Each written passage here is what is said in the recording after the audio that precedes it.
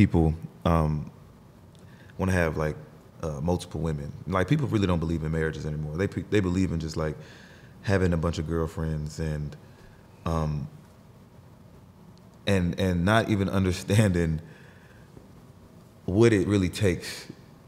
I want you to give some game to these young guys like that. Just they ain't thinking correctly.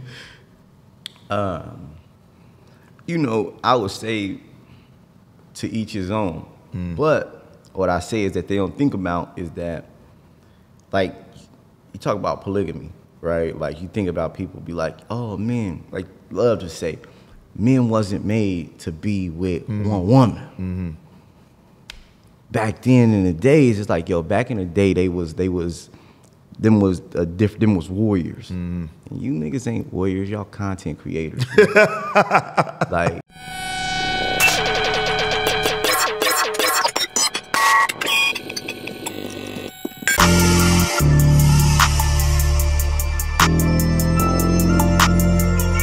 describe myself in 2 words, rich and unemployed. These stones cost 2 birds. Let it count it when she bored. Deposit hit, checks clearing, ayy, nothing void. I know that ain't my ex calling, null and void. Where we going? Money going up. Welcome Money counter.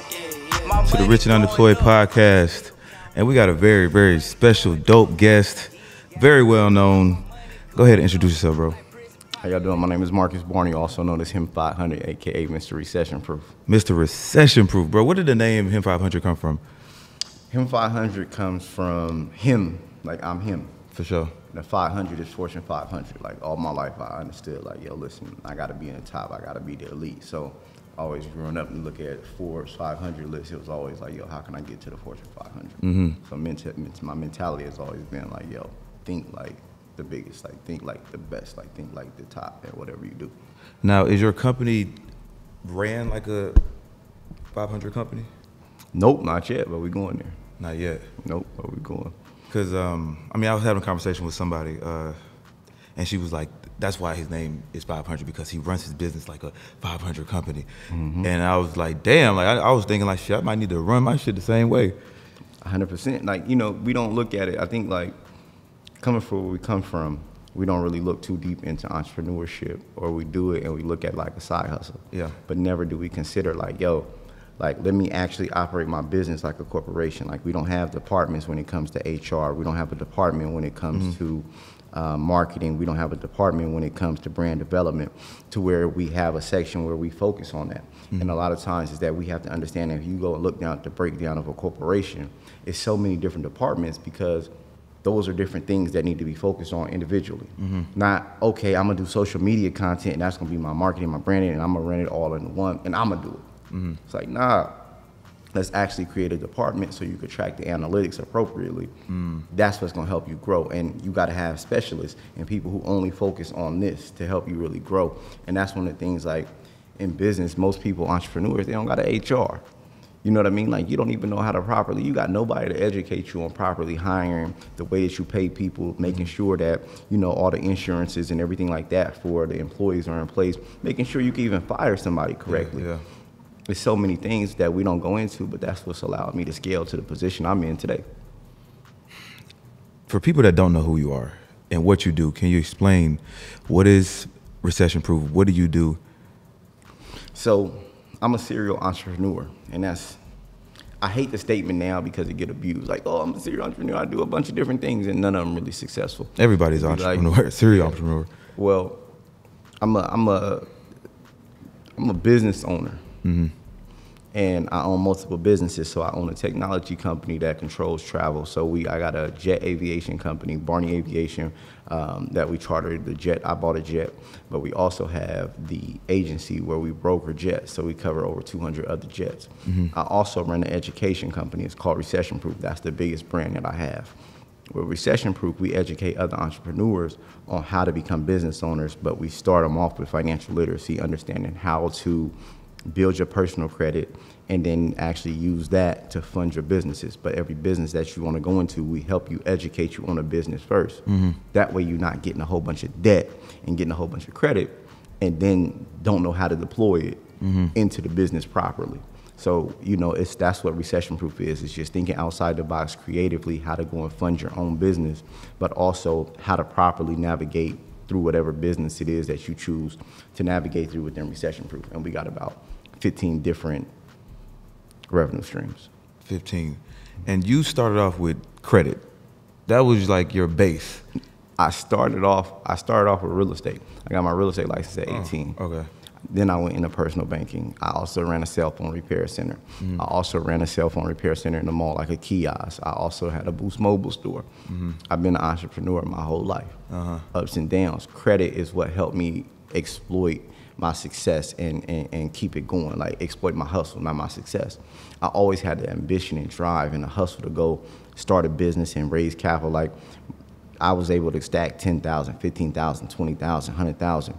But when you're in business and you run into hardships and things happen in life, whenever I ran into a bump in the road, I didn't have no security. And I have found myself constantly starting over and juggling, trying to keep money. And so when I realized I can leverage credit, it helped me change the whole game. Like, okay, now you mean to tell me I can keep my profit and I can leverage $50,000 of somebody else's money?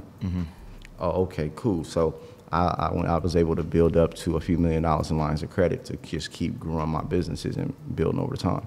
Now, at what point was the idea to, all right, let me start educating, let me start helping people, let me build this brand, recession proof? And I mean, you got thousands of people that's tapped in, thousands. 10,000 people. 10,000. Like, where did that idea come from? What, did you get a game, like the game from someone? Somebody like put you on? Somebody told me you'll only be as successful as the amount of people you help become successful. I helped 10 people. I said, yo, I want to help 10 people do this. I'm going to teach you this. My goal was not to create recession proof, bro. It was only called mentorship. It wasn't even called recession proof. Yeah. It was called mentorship.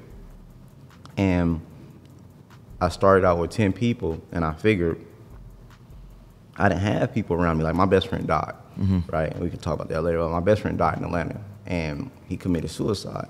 So I ain't had nobody else to grind with. Yeah. And so I'm like, yo, let me teach 10 people how I make money. Let me teach 10 people how I leverage credit. Let me teach 10 people the businesses that I've been able to start. He was already a millionaire. Who, me? Yeah. No. At this point, I was making about $300,000 a year.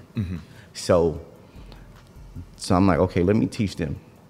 If I can show you how to do what I did, right? Like, I own my own home, I own multiple properties, and I was invested in a deal building a property from the ground up. And so I'm like, okay, let me show people what I'm doing. At that point, you know, 100,000 was the goal. So by the time I crossed 250 in a year, I'm like, yo, like, I'm rich. Like, people, I felt like I was rich. Like, I'm able to take my family to Disneyland. Like, life good. I own my own house. Wife got a Benz. I got my, I had like a Charger and a Tahoe. Like, I'm like, I'm good. Like, not that like, this was it. I remember first I got the Bentley truck. I'm like, bro, this is like this is life. So I said, let me teach 10 people. Man, I taught 10 people. I said, it's $1,000. My goal was that 10 people would become my business partners. If you could make 100,000, I can make 100,000, but I can get you 200 and 250 in lines of credit. At 10, 250,000 times 10, we had 2.5 million. Oh, bro, we finna be a power team, and I just felt like I was gonna build that, and we was gonna take it off. Bro, I sold it out. 10 people, like, bet. I'm like, okay, so I went through the training, but as I'm going through, my DMs is going crazy. Bro, I wanted to join. How can I sign up? So I'm like, forget it. Let's do 20. Y'all cool with that? Yeah. Asked y'all cool? I was like, yo, that's cool. Did 20. Opened up the next month, more people. Next month I didn't do 10, I did 15. So I'm like, man, like, people wanted to learn, so I'm building with them. And so I'm like, okay, I'm gonna put the price up. Like, I can't do it for 1,000. So I said, yo, it's 2,000. It didn't matter, they still bought. And I go, that's how it started. And I'm like, so now I looked at it, I said, yo, wait, last 2 months I made $20,000. Put the price up, they still bought. I'm like, yo, I just made $40,000 this month. It kept growing, so we just started creating a community. That's why, if you notice, like, my business model for recession proof isn't like everybody else. Like, I don't charge monthly reoccurring. and you get lifetime access. Yeah, like once you win, you win. So when I did that, that's what helped me. Like, that's how it started. Then I called it Recession Proof. After like 6 months, I named it Recession Proof. 8 months, I named it Recession Proof. And then we started doing events, and that was just ways for us to have like a family reunion. So that's where all the conferences and everything like that came from. It was like, yo, I just want to have a family reunion. So, and it's like, yo, people are paying me, but it's like, I can't just run off and be like, oh, they paid me this is my money. Like, a lot of people sell courses and things, but they never put the money back into their community. Oh, I can make you successful, but you never really invest back. I invest back with the communities. I invest back by, you know, going to get other experts to come and teach things. Like, I'm not an expert of everything, but I'm an expert of entrepreneurship and navigating the waters, and I have multiple streams. So I start taking the money and going buying other courses. I'm giving people $50,000, $100,000 to come and educate my community. $2 million on the event. Why? It's not my money. When y'all spend the money with me, this is our money. This is the community's money. That's why it's been able to take off. So people are like, yo, how is this community going so crazy? It's because this is our money collectively working, and you can see it. You seen the Kevin Hart and Jay-Z interview? Yep. And Jay-Z was like, yo, man, we sit back and be like, yo, this shit is crazy. We can't even believe it. Like, starting in the beginning, like, did you have this vision? Like, did you know you was gonna get this far? Having jets, Rolls Royce driving, having 10,000 people in your community, that wasn't even the goal. Nope. I knew I would build a Fortune 500 company. I didn't know how. My mind early on, I started looking at franchises, and these are things that I'm into now, like, is acquiring different franchises because I want to build them out and figure out how can I sell my portfolios. Yeah.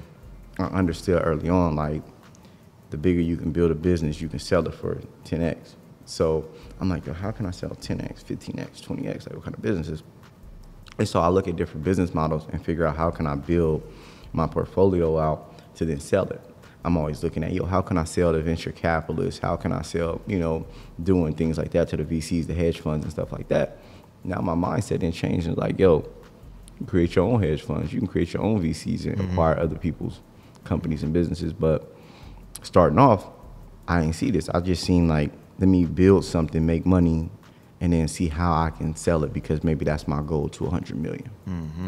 So no, I never seen buying a jet. Like I bought JetSmarter back then. What's a JetSmarter? I don't know the name. It was a membership site, but I was flying. I got to jump on a private jet on an empty leg. I figured out how to hack the PJs. That's what led me into the game, into that industry. Once I got in that industry, I started figuring it out, making connections, building rapport. People started seeing me jumping on jets, and I've been able to build since then. I think that's what I'm missing, bro. Like, when people see that Rich and Unemployed, like, it ain't speaking rich just yet. You know what I'm saying? Like, I ain't there yet, but, I mean, I got the vision for it. So, like, I need some game from you. So, I want to build a community as well. Something like Recession Proof. And like, what game would you give me starting out? Like, Rich and Unemployed, like, university, if that's the name. I got Recession Proof University coming, so I don't want you to feel like so I'm gonna make that. Let's just do the disclaimer now. Be like, yo, you see on the podcast, my man said Rich and Unemployed University. Nah, if you're doing it, what I'm gonna tell you is this, is that you have to be an excellent leader, you have to be an excellent listener, and you gotta be selfless. And you gotta look back and say, what was I missing? See, everything in Recession Proof was everything I was missing. It's not just financial literacy, it's camaraderie. It's somebody that, you know, we do, like, to the point where we do coaching calls Monday through Friday, partnered up, we got a book club. Like, it's everything that I was missing, where if I wanted to pick the phone up and tap into a community, I see other people's results, I see other people grinding. You have to think like, yo, what are people missing? And give that to them, and not always look for $1 back. Like, I'm here, this is what y'all want to learn, I'm gonna give it to you. What I used to do is I used to see what was popping out there, where everybody was attracted to, and I would find an expert and go pay them and be like, well, here, y'all don't gotta go pay nobody else. What's the things, like, you see people misabusing, like, the people that are buying courses. So if people are buying courses, I'm like, yo, I don't bring people in to get affiliate fees off the people who pay me. This is my family. It's us versus y'all. I need you to come give it up to them so they don't gotta go spend. So instead of my 10,000 people going giving somebody 5,000, cool, you're going to make a whole bunch of money, but they already paid me. If I give you the money that they already paid me, it's just a portion because it's a massive amount. So you have to think in a way, it's like, this is us, I'm protecting y'all, it's us, and then it's them. And whatever y'all got that we need, I'm gonna figure out the best way to get it to y'all. Like, this is my tribe, this is my family, my community. And that's the biggest thing that people don't worry about. They worry about themselves. And like, a dollar. Yep, that's it. They make the money, and then they just focus on lifestyle, their own branding, their marketing, and they forget about the people who built them up. Like, I'm not built up like without recession proof. Like, that's my community, that's my tribe. When I do events, they show up. When I go places and do things, they show up. Why? That's my community. So I understand that this is us. You know what I mean? Like, so anything that I do, I'm a representation of y'all. Now, let me ask you a couple questions about branding and marketing. Now, you had this event a few months ago, and you basically took over the whole airport. And I heard it, you know what I'm saying? I heard it on Shawn's interview, but I want people to understand that mindset, like what it took and what was like the mindset behind it, the idea behind it. Like, let me take over this whole airport for my event, and what did it do for you? So the goal is, whenever you're doing an event, is that it's going to be a lot of attention. When you do events of the magnitude that I do, and we got thousands of people here. Well, I got thousands of people going to come through this airport, so it happens to fall on Memorial Day weekend. So on Memorial Day weekend, Vegas is the #1 travel destination. So I take over the airport, millions of people going to come through this airport. Guess what? My QR code, my big name, recession proof. That's a name that attracts people. Like, what does it mean? It don't matter if you scan that QR code, I got you. I understood that. What else did I understand? I understood that a few thousand people finna come through in recession proof. So you finna see recession proof shirts. You're gonna be asking people, yo, what's that? They gonna be waiting to take pictures and videos. So people gonna be like, yo, what you doing? Oh, I'm with recession proof. We here for it, boom. It helps spread the word. It also grows my awareness and my footprint. So when people come to Vegas that weekend, all you're gonna see is recession proof. Then if you happen to come through that airport, see that. You see the big sign as soon as you come in, you see it all across all the bags. If you go to the to the hotel, and you at the Mirage Hotel we was at, I got all the elevators covered. They wouldn't give me the room key because it was Memorial Day weekend, but I wanted the room key. I need you to understand and see that QR code, scan that QR code, get familiar with it. Get familiar with the brand. So once you get familiar with the brand, guess what? I'm gonna track you across social media, so you're gonna continuously see my advertisements. And that was the biggest goal for me with the airport, was let me take over the city that I'm in this weekend. We went to Dre's, recession proof everywhere. We took over Dre's. Everywhere I was supposed to take over the Gervonta Davis fight. Like, that weekend was recession proof weekend, like this us. Like, and that just grows my footprint and my awareness. Like, everything may not make money on the spot, but Jay Prince came through the airport. By the time I got off the stage with Magic, we on the phone. He like, yo, pull up. I go sit down with him. He like, yo, I just want to shake your hand. I see you everywhere. I see what you're doing.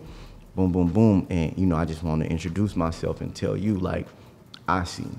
Yeah.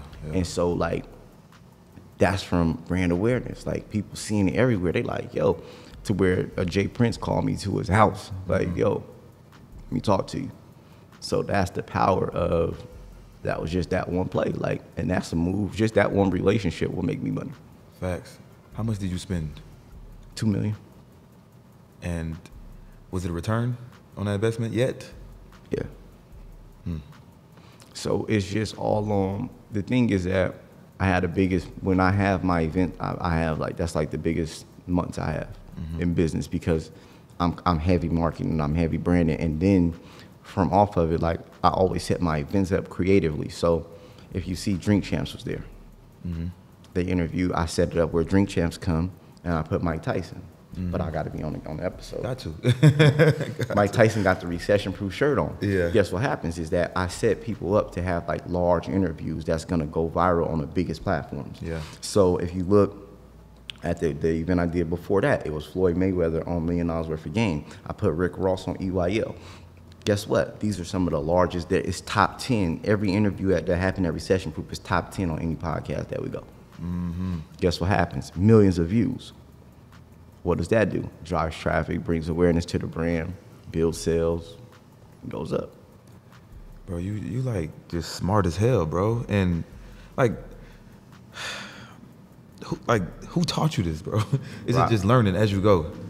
Really, like, you know, you're looking at opportunities and things that, how can I think outside the box? Yeah. You look at, like, people's like, yo, like, why do people pay to have people at events? Like, I dropped the bag to have Magic at my event. But what people didn't realize is that I didn't pay just 100. I paid Magic 150, and all then was like 175. I said, yo, I'm not paying 175 just to have Magic at my event. Right. I'm paying 175 to give my community the opportunity to meet and hear and learn from a billionaire. Not only that, I'm also giving myself the opportunity to stand on stage for an hour and 15 minutes with a billionaire, talk to him about business, also show this billionaire what this young black brother has created, and look at all the people that I've been able to affect, and I get to show him on stage as well. Guess what happens is that it's no way you can't respect that. It's no way you can't admire and look and go, wow, and how am I not aware of this? Cool, I'm gonna make sure I stay connected and be aware. So guess what? It allowed me to build that relationship. Money well spent. And so how much would you pay to have a relationship with a billionaire? How much would you pay to show him what you've created?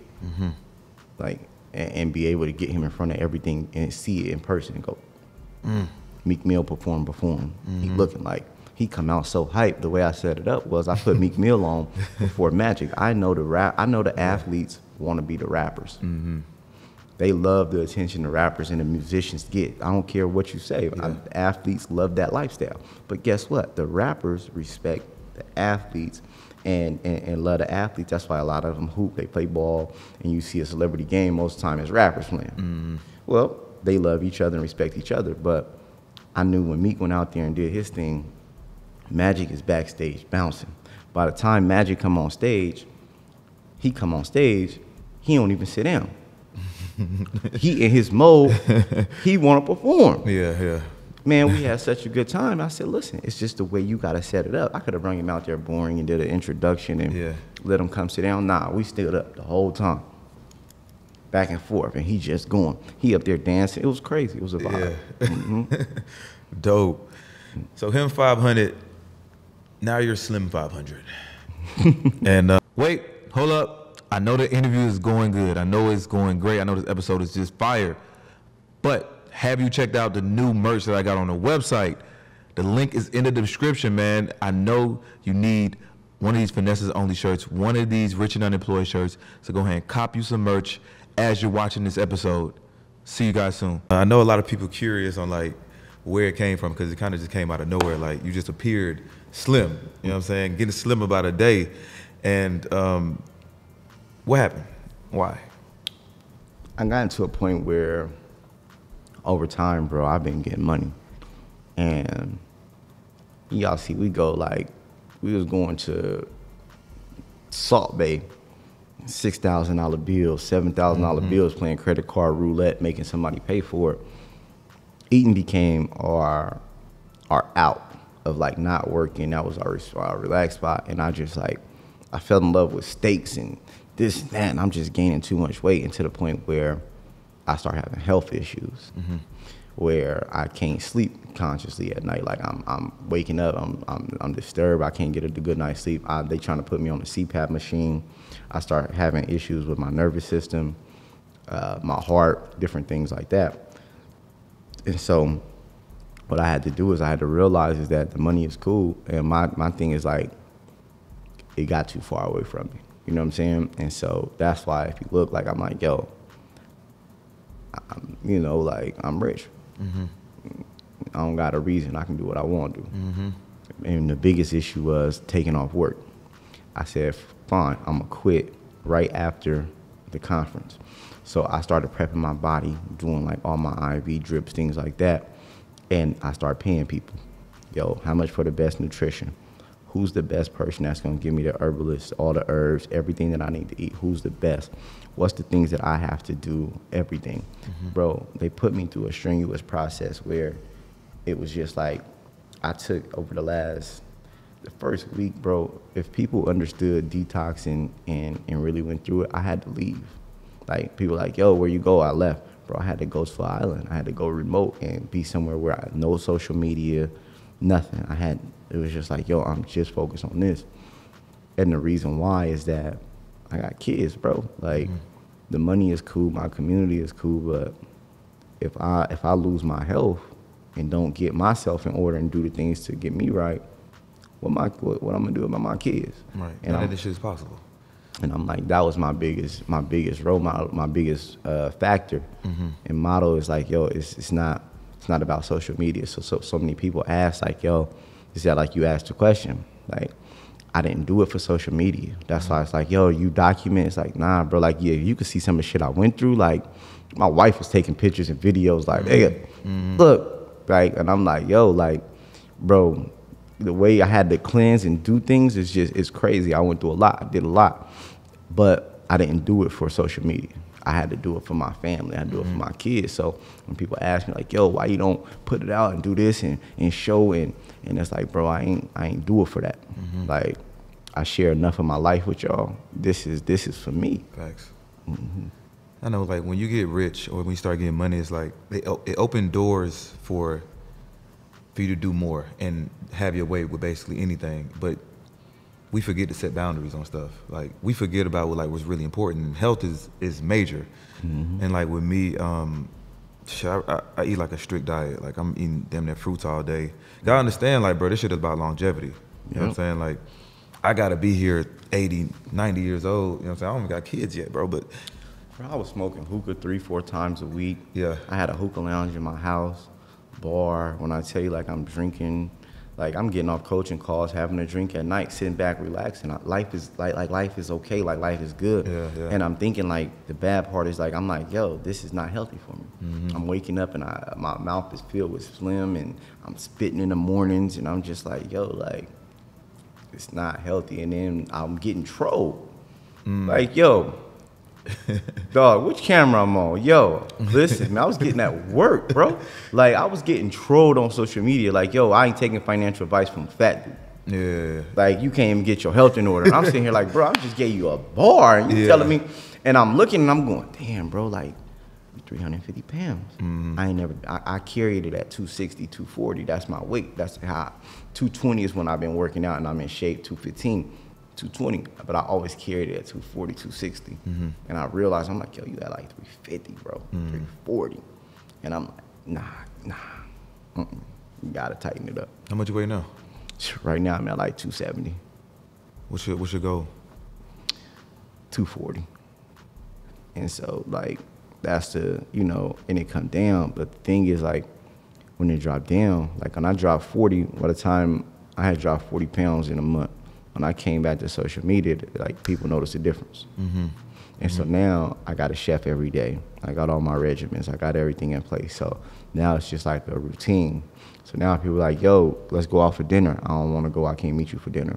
Yo, come to the club, bro. I don't drink. I don't smoke. I don't want to be around. I can't be in that environment. And so I get proper rest. Like, bro, I'm getting 7 hours of sleep every night. And it's just like, people don't realize the things that affect and contribute to your weight in the way that you live. That's a fact. How long you been married? 2 years. Been together 5. Postponed marriage a year because of COVID. So should be married about 3, but yeah. Been together 5. So was she with you before the money? Yes. Before the bread. And I lost my wedding ring. I'm gonna say that the other day. I ain't got my wedding ring on. I know somebody gonna be like, "Where your wedding ring at?" When you start talking about wedding, I ain't even have to say it. They can't see my hands. They gonna see it on the middle one. They gonna see it. Yeah. So, but no, I did. We moving, and we just moved to the new crib, and I was in the bathroom, and I don't know where the hell I put it. I gotta go find it. She gonna kill me. Go ahead. So, I asked you that because, you know, guys, they be with a chick, a woman before the money comes, and then after the bread comes, they kind of veer off and do their own thing. It's like leaving behind. That woman that was there from the start, they leave them. So tell us about, like, why'd you get married? So why did I get married? Yeah, why did you get married?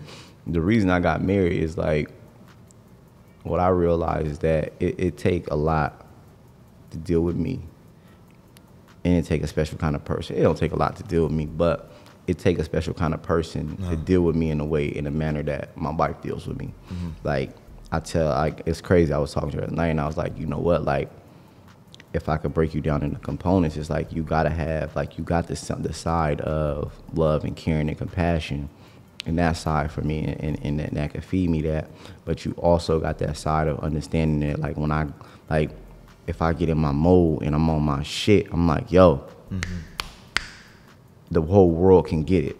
She knows to kind of fold back, but she's also strong enough to say, like, if I go too far on something, or if I'm out of line, she's strong enough to be like, nah, dog, like, tighten up. Like, nah, you fucking tripping. Yeah. And you strong enough to be able to check me and counterpart and stand and get in my chest. And as a woman, like, knowing when to fall back, knowing when to be here and love me, and knowing when to get in my chest and be like, yo, you strong enough to. Because a lot of people can't tell me what to do. Like, do this or give me their opinion. Like, you can't. Like, a lot of people can't. And a lot of people I dealt with in the past, like, nah, like, it's my world. Like, and if you're not strong enough to be like, and so I'm like, you know, that's one of the reasons I married my wife. Like, she was strong enough to deal with me and give me that partnership. Like, yeah, I don't need nobody else in the world. Like, it's us. Like, I don't need no homeboys. Like, yo, we got it. Like, if we on that, we on that. And she with me. That's what we on. That's what we on. If that's how we feel about them, then that's how we feel about them. Like, and so be it. Ain't no ifs, ands, buts about it. If he say fuck you, it's fuck you. Facts. And how important was it? How important was her, like, on your come up? It wasn't my come up. It was our come up. You know what I'm saying? Like, I didn't come up. We came up. I may be the face, but we did this. This ours. Like, what's mine is hers. Like, it's us. Like, I didn't. If I go to work, she had to do something to help me do it. Like, she had to set Zoom accounts up. She had to do accounting. She had to do bookkeeping. She had to stay home and hold the kids down. Like, it was us, you know what I'm saying? But I'm man enough. Like, a lot of people would say, like, yo, I came up. Like, I ain't come up, we came up. This ain't me, this ain't my money, this our money. This ain't my business, it's our business. I'm just the one who I may be the mastermind in the face, but cool, you got a bright idea, but you can't execute and do everything by yourself. I understood that. And, like, but even before that, I was man enough to say, yo, nigga, I'm a man. Like, when my wife was pregnant, I had to hold it down. Like, yo, she worked. You know what I'm saying? Like, and when she pregnant, she was out of it. Like, it was a tough pregnancy. Bro, I'm taking my oldest daughter to get her hair done. I'm picking her up from school. I'm making sure dinner ready, making sure she eat, making sure she go to school. Like, I'm on that. Like, you know what I'm saying? And so we don't got a role like, oh, this is a woman's role and this is a man's role. Like, nah, dog, like, I'm a man, I'm the man, you the woman, but it ain't no certain things. Like, I'm gonna do whatever it take to get us there. You know what I'm saying? And so it would never be a time where I could look and be like, oh, this is mine and I'm gonna dip and go do this. It ain't that. Let me ask you this now. So people be, like, in my comment section, like, they be saying, like, oh, I need my girl to cook and clean and she not doing, like, the things women supposed to do. But now that you're rich, do your wife even do that? Cook, clean? Do you even have to? Nah. It's not even important, is it? So my wife, like, the cook and clean, like you say, people in the comments, like, I see a lot of times, bro, men do things out of insecurities. Like, it's never the successful men that say what a woman gotta do. It's never the successful ones. It's the ones that are aspiring. You know what I'm saying? It's the truck drivers. It's the ones working the warehouse. It's saying what a woman gotta do. The ones that can't provide properly to really create an environment to say, okay, here's what you do this in. You know what I mean? And if you do, and the ones who do create that environment, they will never say you have to do this. Right.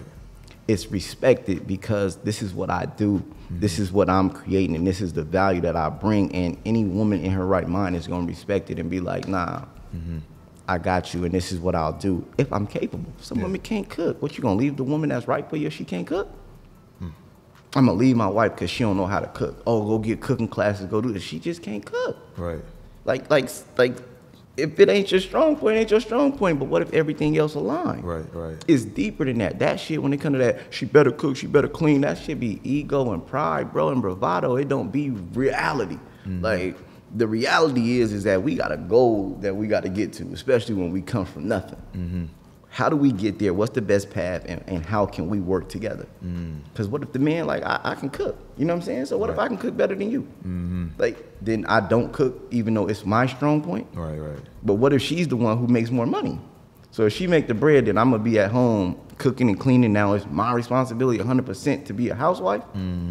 So it's the reality, bro. But in reality, people who are in that position don't operate like that. Like, it's never them that's commenting. So for me, when you get back to your question, though, no, I got a chef, I got a housekeeper. Did my wife cook and clean? Yes. Like, when we was on our come up, yes. Like, we was on Pinterest, we used to do things together, find restaurant. Like, we would try to find, once a week, we would find a different meal, and she would figure out how to cook it. But she didn't grow up cooking, but she learned, and we found our meals and the things that we liked, and she learned how to cook, and she adapted, and that's what she did. She did that, you know what I mean? Like, at a time in our life, but at this time in our life, that's not required from her, because I put so much on her now because of the business we built. Like, you got so much to do, I got so much to do. I can't sit here and say, yo, you also got to do this, you also got to do that, you also got to help me run this corporation, 30 employees.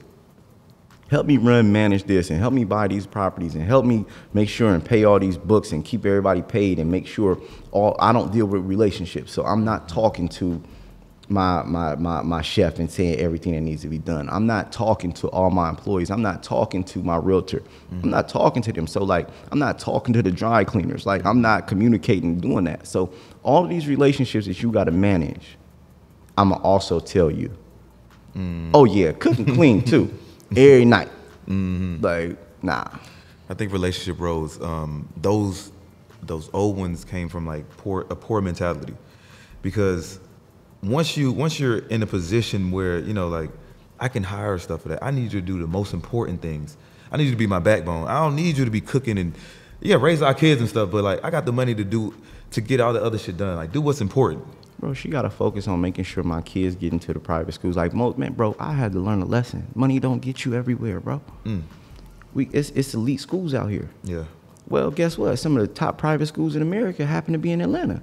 I'm thinking, shoot, I'm going to go up here and pay. I said, nah, like, I'm going to pay. It's $40,000 a year. Cool, I could pay it. We in there. Yeah. Kids can go to the best school. No, playboy. They got to test them. They got to take tests, and then they got to do an interview.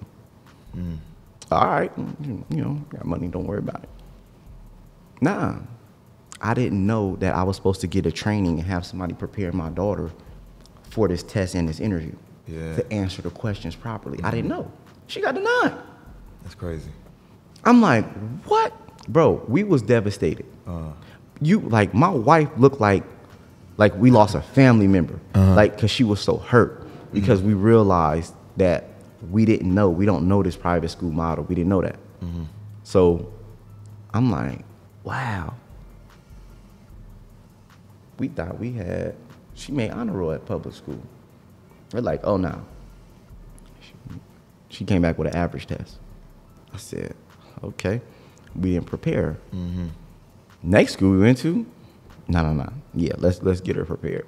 We went to another one. I'm not going, because now I see the schools, like, the way the system is set up, the way the curriculum is set up, the languages that they learn. Like, they don't speak a different language once for an hour. No, a whole day, every other day, you speak a whole nother language. Everything you learn will be in another language. This is an international school, so you have to learn another language. You go to school with 92 different ethnicities. That's crazy. I'm like, nah, like, it's different. It's set up for parents to travel. Like, it's different. Now they also got to go, they in the extracurricular after school, just different learning to make them top 1%. She got to deal with that. So cooking, what? We producing top 1% mental thinkers. I need my kids to be able to think fluently, the best. Like, not learn what y'all want to teach them. I need them to be able to think. We're focused not on learning. We're focused on being able to think, being able to learn, being able to grasp, being able to implement. Not, oh, yeah, they're going to teach you about George Washington. No, the top level thinkers. Yeah. So they can think high level. Did you grow up with your both parents? No. Just mom? Just mom. Dad was in jail. Now, do you have two daughters or 2 daughters? 2 daughters. Yeah. So how important is it for you to like be what your father wasn't? My father was a hustler. Went to jail, and my dad went to jail when I was 7. My dad bought me a car for my 16th birthday. Mm-hmm. I can't say I could be what my father wasn't. My father put his sisters through school. Mm-hmm. I didn't get that opportunity. I'm putting my nieces through school. Mm-hmm. You know what I'm saying? Like, my father took care of his family. My father had a radio station. Like, he did a lot. He just did it the other way. Mm-hmm. So being a stand-up man, like, even though he wasn't there, the stories that you hear and the mark that he set put the shoes out there that I gotta feel. My mother's also an entrepreneur, so that's what I come from. He just wasn't there. So it was never me thinking like, yo, I want to be what, like, you know, everything my dad did, and like he did something wrong, because he still is like one of the only people that could think with me and talk to me. You know what I'm saying? Like, mentally, like, we there. Like, being in prison, we still can spar together. You know what I'm saying? So it's my thing is that I just wanted my children to have me present, because I knew the success rate is higher. Kids don't learn as much when the father is not there. They struggle academically. They're much more suicidal. You know what I mean? Like, it's so many different effects when you don't have a parent, a father in the house. Mm-hmm. So my goal was like, it wasn't never to be like, yo, be what my dad wasn't. It was to be, you know, the best version of my dad, of what he would have been to me if he was free.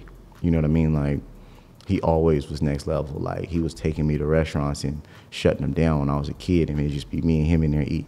You know what I'm saying? Like, we had a restaurant, and like, it's like a 5-star restaurant. My man had to shut down. It was private.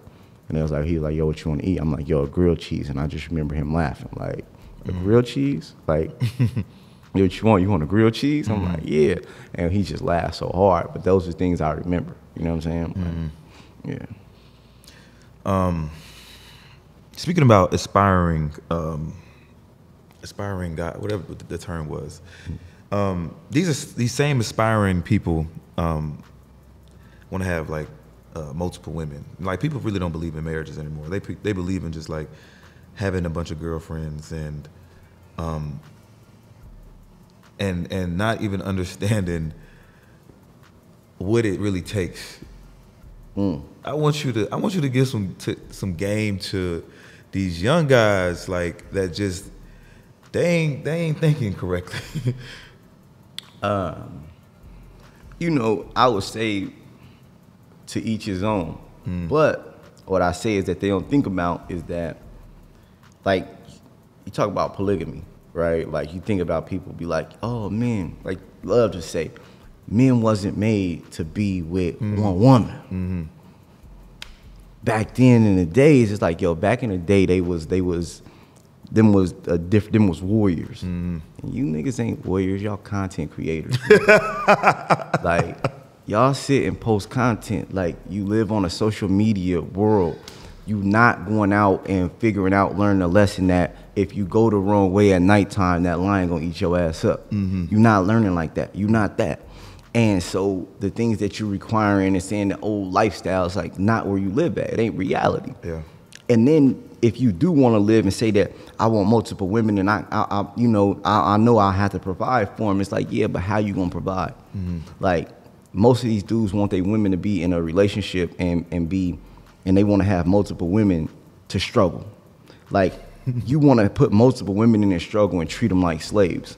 You don't want a reality and say, yo, I want to provide. When I married my wife, I gave her a pink Bentley, a pink Birkin, and a pink AP on our wedding day. Ain't no way I'm doing that 3 times. Facts. Ain't no way I'm doing it 4 times. Ain't no way I'm dealing with 4 different periods. Ain't no way that I'm dealing with You having to learn and adapt to 4 different people that's gonna see a different weakness in me. See, my wife can see weaknesses in me. So guess what? That's because of her personality. You mean to tell me I gotta deal with 4 different women that's gonna be seeing like, yo, that's a weakness in you that you need to work on. No. Yeah. You seen the weakness in me that you can identify, and I worked on it, and we combine together, we work good. Yeah. Bet, let's build. I'm not doing that with 4 different women. I'm not having to take 4 different women shopping and provide for them adequately. I don't want 4 different women to be, I'm gonna be out here, AP, chain, and I can't afford it for them. So y'all got to get the Movado. No. If I got the AP, my wife got to have the AP. She got to have everything that I want and everything that I desire. And if you don't desire to give your wife every single one of them the same thing that you desire in life, and you on that status to be able to do that, then stop thinking with your dick. Like, you just thinking sexually, it seems fun, but you're not thinking of what it's gonna require from you.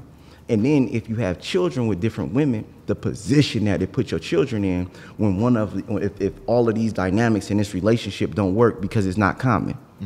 See, they don't have nobody to go and ask, well, how do you deal with your sister wife? How do you deal? They don't got nobody. They friends not gonna understand it. They parents not gonna understand it. So you put them in a vulnerable situation where they castrated and on an island by themselves, where they can't even go to get proper counseling because the counselor can't relate. Oh yeah, this is what you need to do with those other women, and this is how you integrate your children together. Like, in reality, most of us ain't built for that. If you are, it takes you have to reach a certain level of maturity to really be built for that and be able to ingest that into multiple women. Like, but most of these dudes be jokes. It just be I'm thinking with my other head, and I just want to have, you know, multiple women to sleep with, not realizing that I got to provide for them. I got to be the savior, the stability for them, and everything that come with it. 3 or 4 different families? Bro, you think I want to do it? 3 or 4 different women's dads?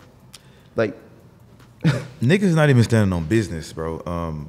They'll go have these multiple girls and have multiple households and not even taking care of home for real.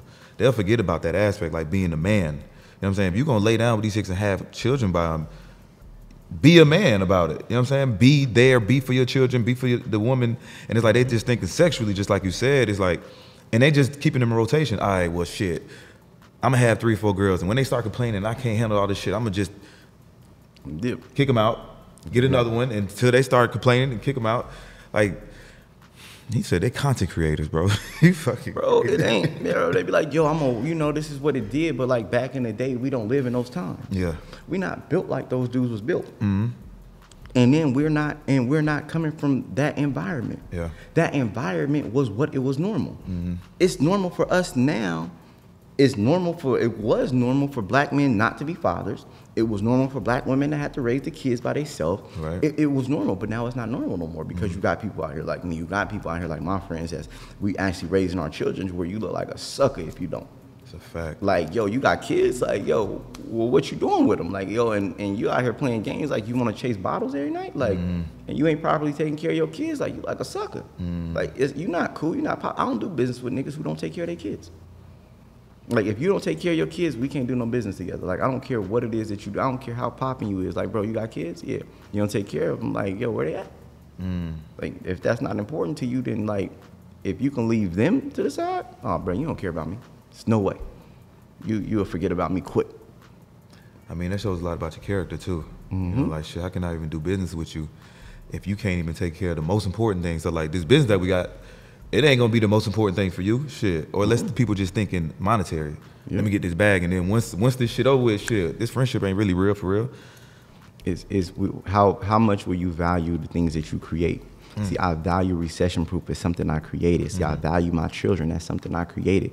Nobody told me to create it. Nobody gave me directions to do that. Nobody gave me directions to create this marriage and relationship with my wife. I did that. You know what I'm saying? I slid in her DMs. I slid and at her. Like, she didn't tell me, yo, come be my husband. Like, nah, I pursued that. Like, yo, what's up? Like, I did that. Like, so the things that I create, I'm responsible for. And most people don't realize, like, yo, you're responsible for the things that you create. When you create that, whether it's good or bad, you create a bad environment, you're responsible for it, fix it. You create a dope environment, you're responsible for it, congratulations. Like, we are super happy to say we self-made when we successful. But when we unsuccessful, nah, we ain't self-made. But go make 100,000. Look what I was able to do. Like, I'm self-made. But when you like name somebody who broke, they'd be like, yo, man, I'm self-made. Like, I did this. Did what? I messed up. You know what I'm saying? Like, I made mistakes. I made bad decisions. Like, I did that. That's one of the things that I've been able to accept. Like, I got in trouble before and caught a case, and my dad said, yo, I was like, man, they can't prove it. This, that, and the third, it wasn't just me, it was this, it was that. He said, listen, they let you out. It's your job to stay out. And whether you can beat it, whether you did it by yourself, whatever it is, if you get away with it, you will think that it's okay to do it again. Take accountability for what you did. Keep your freedom. And don't ever let it happen again. If you don't, this is why I see brothers coming in here, because they think they can get away with something or you can't prove it. And they have that mindset that they can get away with things, or if you can't prove, or if I beat the Jewish system, if you beat it once, you can beat it again. And like, it don't work like that. So you gotta have the mindset to understand is that you made a mistake, accept it, pay the consequence that you can that will allow you to keep your freedom. If they're offering you the opportunity to keep your freedom, then you better keep it. That's a fact. And so that's one of the things that stuck with me. Is like, yo, if you did something and this is the things that come from it, accept it. Most people can't accept it. I can accept my shortcomings of what I did wrong. That's why I'm okay with like, yo, you did this or you did that. Like, yeah, cool. Okay, I made a mistake. I can man up. Like, you know what I'm saying? Like, I made a mistake. I'm human. I'm not perfect. You know what I'm saying? Like, I make mistakes all the time. I said something on here and just said, like, when I was like, nigga, and I was like, damn, like, I probably shouldn't have said that. You know what I'm saying? But I'm human. I am who I am. I'm from where I come from. Like, I'm out of my community. That's why I'm not so afraid to talk about like my past, me going to prison, and you know, like, I understand like that's a part of my story. You know, you can't erase that. And I want to seem relatable. You know what I'm saying? Like, I don't want to seem like this perfect person and I just got it made and I just had this straight walk through life. Nah, I fucked up along this way. You know what I'm saying? I'm not afraid to tell people that because there's other people that's been through that type of shit. You feel me? So, is your case over? Yeah. Okay. That's what's up, bro. Yeah, so it's just, bro, it's just a lot that come with this life that I think that they see it. Like, you got a show called Rich and Unemployed, and I always like, yo, I'm unemployable. You know what I'm saying? Like, but rich and unemployed, and what the rich is like, you know, it's not just wealthy, it's just mindset, it's spirit, it's everything. And I think a lot of times we don't really focus on the other aspects of life. Like we said, like, you know, for my young brothers out there that's watching, like, some of y'all think like, yo, having multiple chicks is dope. Like, but guess what? I see so many people, I know dudes that's doing okay, but juggling multiple women, dog, is usually the root to people's failures. Like, women are usually men's failures. It's usually women. That P. Yep, and it's not things that they did. It's the things that you did for it. It's the thing that you did to chase it, and that's where most men fail. I said something pissed everybody off. I said, yo, married men are more successful than single men. Like, it's just a fact. It's not my opinion. Married men are more successful than single men. And they like piss people off. Like what? Like, I don't believe it, but it's the reality. Like, look at majority of the people you look up to who's super successful in business. Look at how many of them married. Now your circle of CEOs, you guys are like what people look up to, bro. It's like, I got so many different parts. I know Mr. 2 Weeks Out, he from the streets. And like now he's like, you know what I'm saying, entrepreneur, business guy. You got Neo, the nerd, you know what I'm saying? We got you, we got, you know what I'm saying? Like, how did y'all cultivate this circle? Did y'all know each other? How long y'all even knowing each other? We knew each other. I knew Alex 4 years now. Yeah. I knew Alex 4 years now. I knew Neo about 3 years, and I knew the other Justin and Jason about 2 years. Since we kind of formed 2.5 years. But Alex and Jason was friends. Mm-hmm. Like, those are original friends. Jason and Justin are original friends. Me and Alex met. That's me and him had a friendship. Mm-hmm. Me and Neo met. We developed a friendship. Alex and Neo met on their own. They developed a friendship, right? So we went to lunch one day, and Alex like, yo, let's go grab something to eat. He brung Jason. Mm-hmm. I brung Neo. Mm-hmm. As we're eating on Instagram, Justin FaceTime Jason. Oh, what y'all doing? We eating. He pulls up. Jason had the bright idea, said, yo, let's call a videographer. I said, yo, man, it's me and a couple of my friends out here. We just talking about our success stories. We just talking about the way how we help people. And we almost got into a bragging competition about who helped people the best. Bro, we made a video, it went viral. So when we made the video took off, and we was like, dang, that's dope. So we just continued to meet on Fridays to just mastermind amongst each other. We started doing things like taking over gas stations and stuff. We went viral. The Shade Room hit Jason and was like, yo, I want to post that. Who do I tag? We like, you know, everybody like, bro, you can't not tag me, bro. What we talk about? Yeah. And we realized, like, yo, we need a name. Like, we hang out every Friday, so we came with the name Circle of CEOs. And, you know, we just do charity events and give backs and events and things like that. But it's really like we built a friendship and a brotherhood. Like, we go on trips together. We do birthdays, weddings, like, you name it. Like, we do family stuff together, holidays together. Like, it's not a business like circle, like it's really them really my brothers, like them my friends, like and so that's the dope thing is like how it developed. It's like we could cultivate a real relationship and everybody was willing to adapt and accept each other for who they are. I know who Jason is. I know who Alex is. I know who Neo is. I know who Justin is. I know their strengths. I know their weaknesses. I know the annoying shit that they do. I know the personality traits and flaws that they got, but I accept it and I know what I got to deal with from my brother. You know what I'm saying? Like they got to know, they know mine. They know my pride, my ego, my over the top, my big, like they know me, and they accept me for who I am. So that's why, you know, it's love. I know I seen this one dope video, maybe 2 years ago. It was like all y'all lined up with y'all kids, man. And that, I think that might have went viral. That was like just super dope. And I was like, man, I need some friends like that, bro. I need some friends like that. But nah, that's super dope, bro. Like, what about like your old friends? Like growing up, like did you have to like separate as you're growing, as you're becoming Him500? Like, did you have to leave some people behind? Like these people don't fit. So it ain't that, man, bro, I got a show I'm doing called Wealth Therapy. And I talk about that.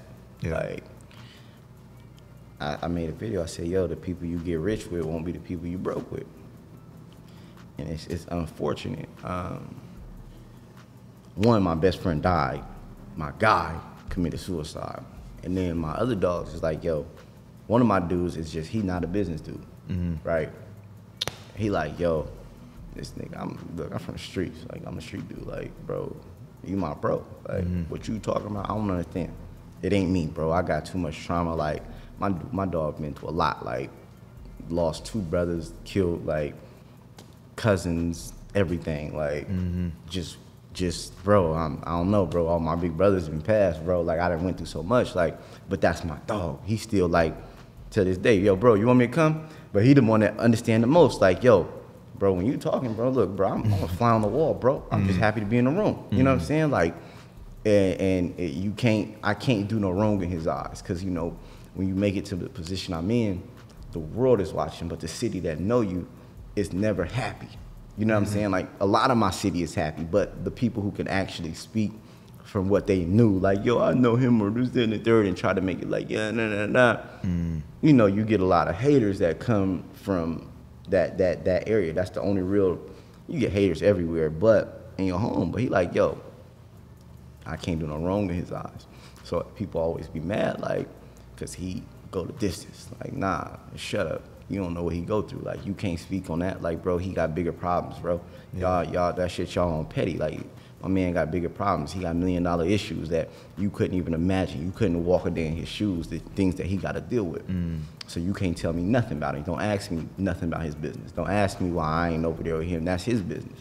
Like, that's him. So that's been my dog. But I got other people around me that, you know, bridges have been severed because of entitlement or just like not knowing how to conduct themselves because of the things that I get, thinking that, you know, I owe it to somebody. You know what I'm saying? And not just owe it, it's like, it's crazy that people look at you and you get put on a pedestal and the love be there, but it's just like the pressure is too much. And then the world saying, well, why you ain't rich like your boy? Why you ain't got a race? Why you ain't on jets like your boy? Why you ain't doing that like him? And it's like, yo, that's his business. That's his business model. He working. Like, I'm supposed to go to work with this man every day. Like, this is what he do. Yeah. And that become a lot for people, bro. And family members fall victim to it. You know, like, yo, what's this? And it's a lot, bro. Like, it's a lot. And, you know, the people don't know, like, when you become this person, everybody want to talk to you about something. So if you go say something to him, he gonna tell me because he just want us to have a conversation. So now they telling me what you said. I'm like, damn, dog, like, you right here, like, and you telling somebody Joe Blow something about me, like, we supposed to be able to holler, or you gotta shut up and take that, like, like you know what I'm saying? And it's just weird, bro. It's a lot, but it ain't a lot. It ain't a lot of people that I grew up with that I'm still friends with. Like, and it's sad, but my brothers is still my brothers. My dogs, that's like my best friends, they still my best friends. But like my associates, it ain't a lot. Now, is it a lot of pressure being you? Because for one, look like you hit the lottery, right? And get what? Look like you hit the lottery, right? And a lot of people gravitate towards people that have money. And then you're well known on social media, so it's like you just can't go to places normally. It's like, oh, yo, Him500, yo, I got this idea, bro. Like, yo, put me on. Like, what is the pressure? Is like just living day to day, and like how family come at you, people that you just don't even know. Man, it's certain people, bro, that you able. It's crazy. Like today, I had a 3-hour conversation with one of my mentees. That's like a partner, like my friend, my brother now, Trapper's Way Out. Right, Jeremy, we had a conversation like 3 hours. That's my dog. Yeah, right. So we talked for like 3 hours. We just built a rapport because he's genuine. You meet some people that's just genuine and they're not like, yo, teach me this or give me this. It's just like, yo, what's up, Fi? This, that, third. Like we can laugh, we talk about stuff, we talk about people. Like, you know what I'm saying? Like, and we be able to laugh. And so you find certain relationships like that and you be like, okay, this is dope. But then everything else is like, you gotta watch. Like, my wife had the hardest time with it because she like, bro, look, I don't know how to do what you do. Like, I don't know how to just be like, hit me later, ignore. Like, I'm this. Like, I got it. Like, you can meet me, have a conversation, cool. I'm finna, and you out of here. Like, you got 1 or 2, and I'm out of here. I know how to deflect. She don't got it. So people, family members call her, they can get conversations out of her for an hour. She in there giving consultations. I'm like, yo, hang up. Like, yo, you gotta learn how to curb that. You know what I'm saying? Yeah. So, but people always want to come ideas, and this is what I would tell people, and I'm glad you said it, because now we're on a platform, I can say it. If you got an idea and you come to somebody, you have to evaluate, does this idea make sense to the position that this person is in? I have an 8-figure business. I run an 8-figure corporation, 2 of them. Not only the education with Recession Proof, but also with the actual technology side and the business of the flight aviation and our travel company. I'm not looking to start nothing brand new or bring nobody's idea to life. The Magic said the same attention that it takes to make 100 million is the same attention that it takes to make $1 million. I'm not giving you my attention to make $1 million, when I've already done that. I'm only giving my attention to things that are going to make me $100 million, that I already have motion, that are already flowing, that is already on its way to it, and I just need to add gas, and we're just going to keep on going. Facts. I'm not starting nothing new. I'm not taking nothing from the ground. If you coming from the ground and you got a good idea, I'm not a startup person. I'm not there. I got recession proof you can join. If you need to learn something about getting capital, I got you. There's certain things in businesses, VCs and private equity we put in recession proof. Okay, here, we putting that here too. Everything that you need may be in recession proof, but if you're not already here, I'm going here. I can't entertain that. You know what I'm saying? Like I can't talk to you about that. And I'm having to be bold enough and just let people know, like, I'm not doing that. Like, that's not where I'm at. You know what I'm saying? Like, this, you know, if you can do this, but you probably can find something else. I'm not the one. A lot of times people want to sugarcoat and just don't tell people no. Like, I'm okay with telling you no. I'm okay with saying, like, nah, I ain't doing that. I don't want to do it. It's not, I'm not on that. You know what I'm saying? And not in a down way or something like it's not smart or it's not a good idea. Yeah. It's not a good idea for me to put my attention there at the position that I'm in life. A year from now, it may be different. 2 years from now, it may be different. But right now, I got something that's going. I'm not going to get off a train to get on a bike. You know what I'm saying? Like, it just don't make sense. And it's unthoughtful for you to even ask me that. Right. Yo, I see you got something over here that is doing 8 figures. Get off and get on this with me, and we're going to both pedal together, because I believe what the potential it has. Right. But this is already moving. It's not fair. It's not thoughtful. I think people should put the grind in themselves. I think people should put that work in themselves. Get to a point where people want to work with you. You know what I'm saying? You can't start from the bottom and be like, oh yeah, help. No, like, work yourself. Like, you can do it by yourself to an extent. You can get to a level where people will reach out. You know what I'm saying? Like how you reached out, like, yo, let's link. You know what I'm saying? Like, and it was just a process that I worked with. Okay, I worked with Shawn's. You know what I'm saying? I seen you at Shawn's, and we talked for a little second, and then, all right, now we follow each other, and it's, you know what I'm saying? It was never like me pressuring, like, hey, please come on the show and help me boost my show up. Bro. You know what I'm saying? But, like, you know what this is gonna do for me. You know what I'm saying? Like, I ain't gotta say it. So, like, people gotta put the grind in themselves, and shit, it's gonna happen. Bro, so many people, like, I watch, and it's like, bro, I respect the grind, because I remember seeing you do a podcast. That's how I know, like, I told you, like, yo, you got to strengthen your YouTube. It's because I looked. Like, cool, that did dope on Instagram, but nigga, YouTube ain't hitting on shit, right? And I'm like, and I'm looking, and then I start seeing it grow. And I start seeing it grow. And I start seeing it grow. And the thing is that I don't even care if it's big or not. The thing is, it goes, your YouTube wasn't hitting like that. I said he just started. I could see he just started. Everybody start. Can you keep going? Facts. People want, bro, you been going. And it's like, yo, he keeps going. That's the things that I respect. Like, it don't matter, like, oh man, that didn't do great. This didn't do great. This one took off. This one took off. This one did okay. But I kept going. And that's the thing, and why you're gonna be great, and why you are great is because you keep going. You don't stop. And bro, that's the thing, is like, people will ask, like, yo, I'm starting a podcast, and they be like, cool, I get it. But you gonna go for 6 months? Like, like, this I don't gotta go and get 1 million views, 2 million views with you right now. Why? Because I know he ain't gonna stop. And so guess what? His guests gonna keep going and going and going and get bigger and bigger and bigger and bigger and bigger. And guess what? People gonna come back through and watch. That's a fact. Now let me go see everything else he did. And so that's the dope part that I recognize. But it's just like, do you got what it takes to keep going? And so I salute you, and that's why I reached out to you. Like, yo, what's popping? You know what I'm saying? I told my team, like, yo, I'm going to do this. He said, word? Yo, tell my man I need to do it too. You know what I'm saying? And it's just how it go. And it's just like, yo, you have to keep going where people see you. They're aware, and they're aware that you grinding. It ain't aware that you had a cool moment. It's like, nah, he ain't quit. That's a fact. And that's the difference. I appreciate that. Salute that. Now you got this big event coming up. First is the CEO's event. Yeah, that's like tomorrow, and then we're going to the garden. What's the dates? for Circle CEOs. Yeah. It's tomorrow. And tomorrow? Yeah. Oh, shit. Yeah. No, that's the weekend. And then we move into, by the time this come out, we'll be working on Madison Square Garden. I'm posting this tomorrow. What's the dates for Madison Square Garden?